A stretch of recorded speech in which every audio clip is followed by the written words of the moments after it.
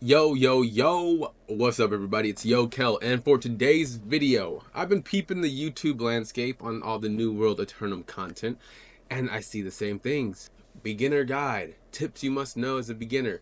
I probably made some videos like that too. But for this video, now we're gonna move on and take a step forward. We're doing a mid-game guide, baby.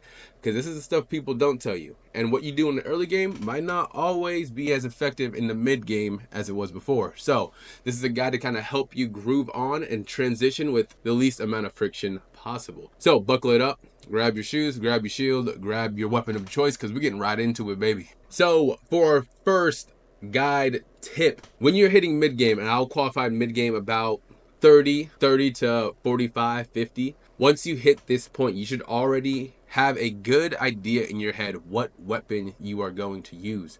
And why this is important is because you need to start making sure you are leveling up that weapon. You won't have time to level up all the weapons before you get to mid game. Mid game is going to be where you start fine tuning and crafting and getting the pieces of your gear for your mid and late game builds. So if you're going to run spear, start maining that spear, leveling it up, getting all the passives on that as well as the abilities, because if you go against someone who has a level 20 spear and you're still rocking yours at level 12, you're at a disadvantage.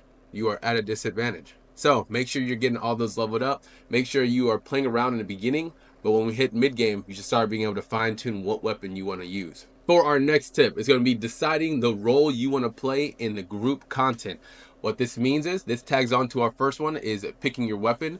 Is now, when you start getting into group content, you got the trifecta. You have the healer, the tank, and the DPS. You need to start understanding your role and where you're going to fit into group content, especially if you're going to be running expeditions, if you're going to be running raids, if you're going to be running the elite trials, if you're going to do some open world PvP with a group, you need to know your role to be the most effective in that role.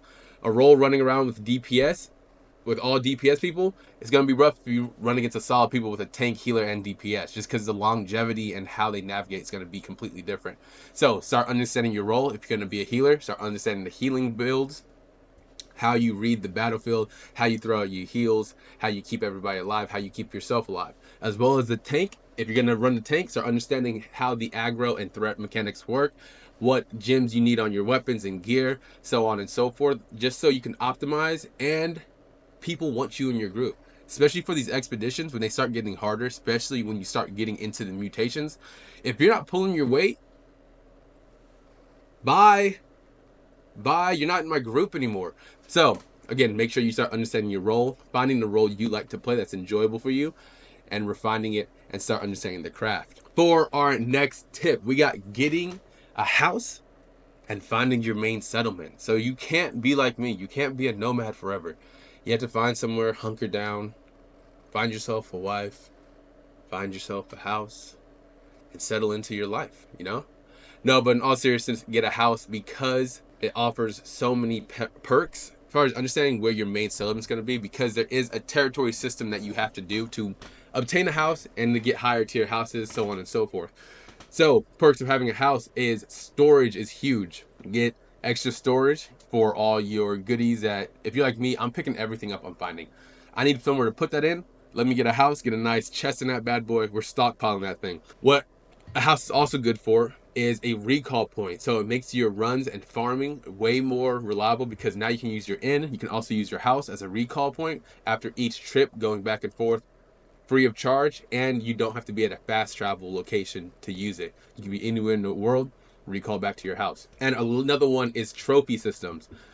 That's going to be able to have a trophy you put in your house that gives you in-world benefits and buffs that will just help put you ahead of the curve and make your farming, gathering, your world environment a lot better, really. You just have an advantage. Tip number 4 is we have checking in on the trade posts and understanding what the trends are and what are the hot items to sell. Because you're going to see a lot of how to make gold in the early game. That's a very finite window. Once we get out of that early game, you need to adjust your economy strategy to be able to keep up with that curve. A lot of things, especially if you're not a crafter or builder, you're going to be buying a lot of things from the trade post, especially for mid and late game to start optimizing your builds. You need to figure out how you're going to get your economy and revenue source going, so you're not homeless out here. You know what I mean? You can buy the best gear and feel like you're not stressing. So make sure you keep an eye on the trading post, see what's hot, see if a way you can get yourself in there. It's like, okay, we're past the iron phase, we're past the steel. Let's start looking at star metal, start looking at orichalcum, understanding how and when to put those items and resources and raw materials into the trading post to make sure you're still keeping up and making your money there. For our next one is upgrading some of the trade skills to help your economy. This tag team's on the one I just talked about. I know some of you guys aren't going to be messing with the trade skills. Your boy was one of those people, but you have to. You're gonna have to start messing with them because you can't be caught up still leveling up your trade skills from 1 to 75 mid to late game, because now you're wasting your time, because that's not gonna yield you any results unless you plan on crafting everything. If you're a crafter, hey, ignore what I'm saying. Go get your craft on, baby. Making your trade skills, keeping them up to date, doing them when you pass a node, when you pass some nice trees, all that good stuff, to make sure you just keep them topped off so you can use those to help generate you some revenue. And for our last one is we have understanding the deeper systems in the game.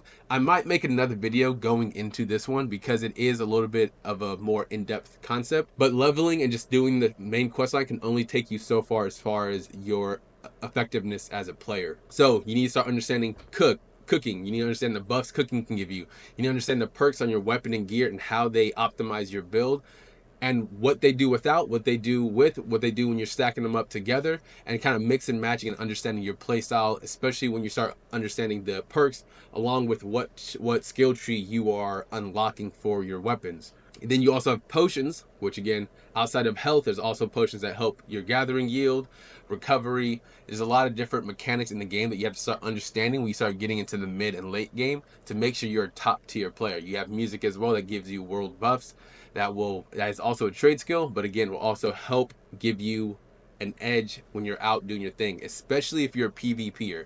You need to make sure you understand these systems, because every little percentage helps and it will make the difference between living or dying. So hope that helps you with some of your mid game activities and your guides. Just a couple of tips I wanted to throw out there.